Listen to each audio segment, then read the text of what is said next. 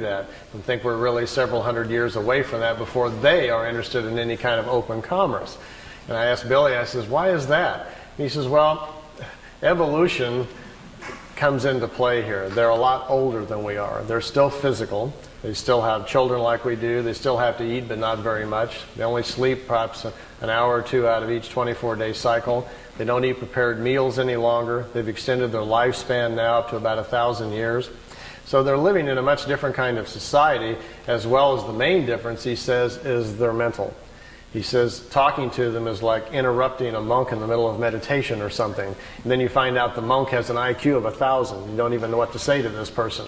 They're tremendously intellectual. They know what you're thinking before you even hardly get your thoughts together.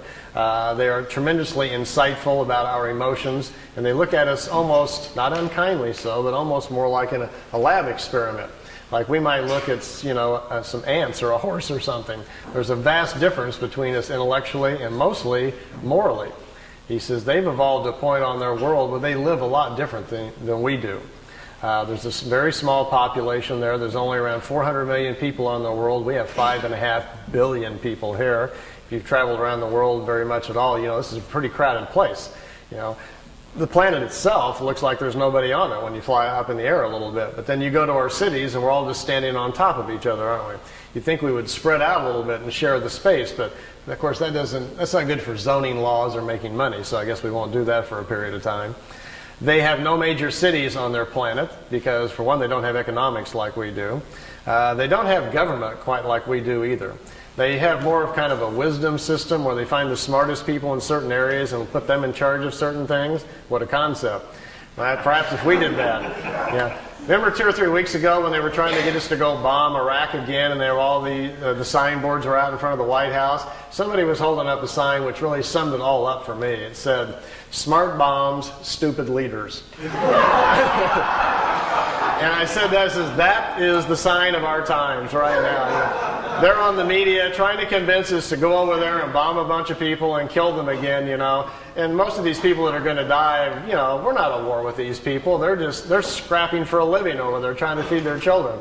So that's where we are at as a country. We have smart bombs but stupid leaders. So we obviously have to make a few changes here. On their planet, for instance, if you have a Department of Agriculture, we would all get together and find our 10 smartest people about agriculture, and we would put them over here in a building, call it Smart Guys About Agriculture, and we would ask them questions.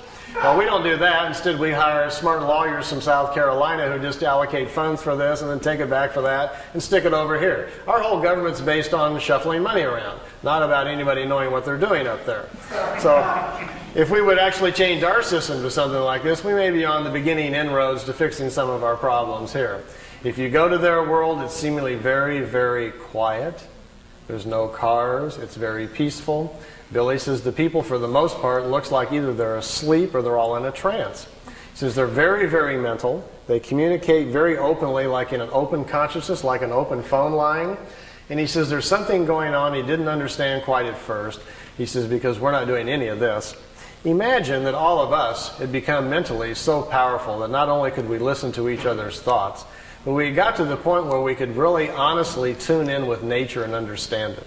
You could really communicate with a leaf, and you could literally talk to a rabbit as it was walking by you. We were really tuned in with the world we were living in. And then it fell upon us, as the elders of the planet, to do something about a deteriorating environment. And all of us got together, and we knew the answer. We knew if we took part of our mental force and projected it into the atmosphere, we could not only clean it up, but we could put an energy into the atmosphere which would help all the creatures in nature. Everybody would live longer. We wouldn't get sick any longer. Our metabolism would change, and we could control the quality of our physical life. We understood this. So we all sat down one day and said, let's do it. We took hands, we charged our minds up, we got into a higher self as high as we could, and we charged the atmosphere up, and it changed all the life on the planet. People quit getting sick. People quit being emotionally unhappy.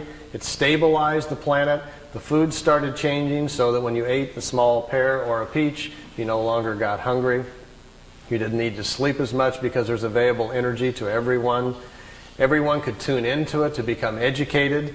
There was no need for schools. All we had to do was teach our children to sit down and tap into this consciousness, and all of the knowledge of the elders would be available to them.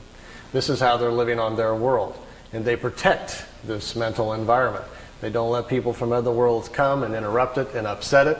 If you and I were to show up there with our cameras and our tape recorders, wanting to, have them stand in front of a tree so we could take their picture, they may accommodate us. But Billy said even when he was there, he continually felt like he had to be quiet, like he was in a church or something, like he knew he was upsetting something going on.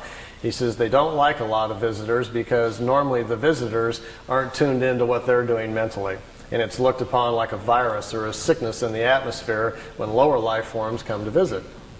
I told Billy, I says, but I thought they'd ask you on a couple of times if you'd like to come back and live there. He says, yeah, you can do that.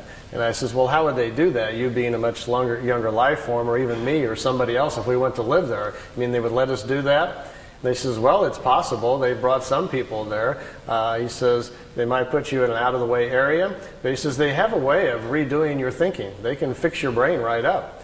And I said, how do they do that? And he says, oh, it's a thing that happens, and he talks, his English isn't very good. He says, before you're born, when you're inside your mother, he says, between the 8th and the 15th week is when your spirit sends the information to the mother about who's coming in from the other side. And there's a signal, a pulse signal that comes into mom's DNA that says, such and such is coming in, so we need to create a brain network that's strong enough to contain all the accumulated wisdom that's coming in.